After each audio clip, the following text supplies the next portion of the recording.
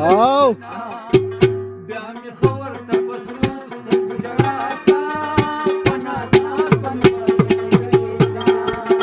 بیٹو بکسر می رو دی مشغولا کا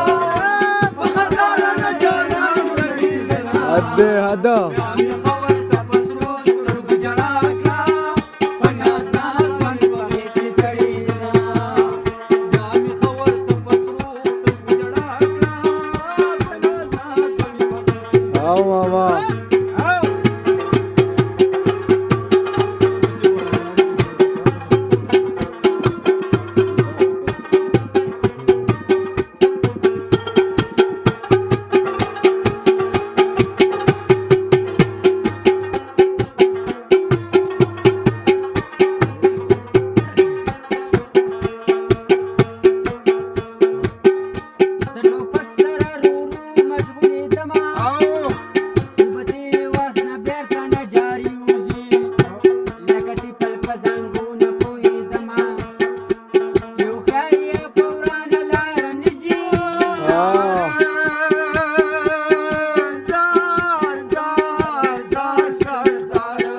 ډېر ښه شیخه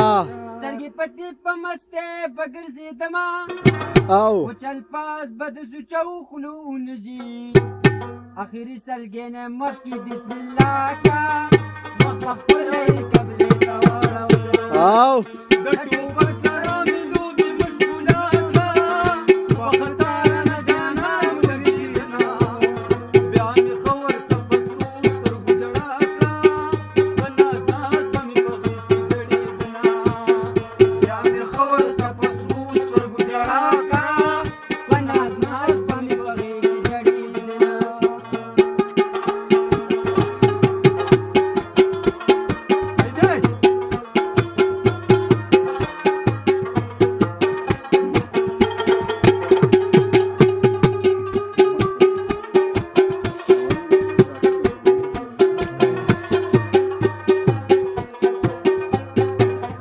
اولي لاس خارختېږي هده دغه ځای دی شیخه مخفلې قبلي طرف ته ستون کو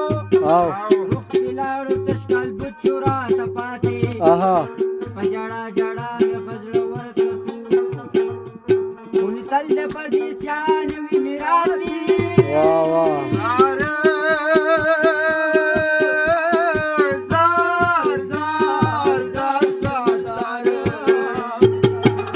غرض دا چې ځان مې ښه په دیدن سیر کو بېلتان را باندې وکړې ډېرې زیاتې زه په دلګیر به څه خوشي خندا کا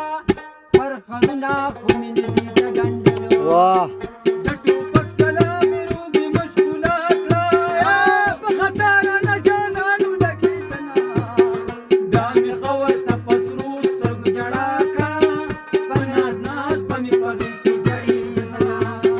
بیا مې خور ته په سرو سترګو جړا کړه په ناز ناز به مې په غېږ کې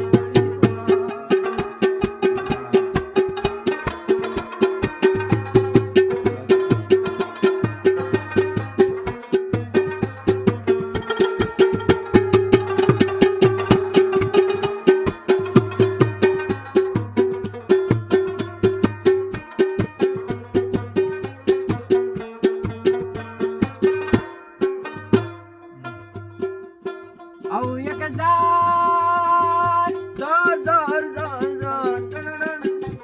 هده الفاظ واورد شاعر پیپل میکلے درویشان په دربار یم پاللې پسینه کی حقیقت هم مجاز لرم هر سړی یم په درنه سترګه ګڼلې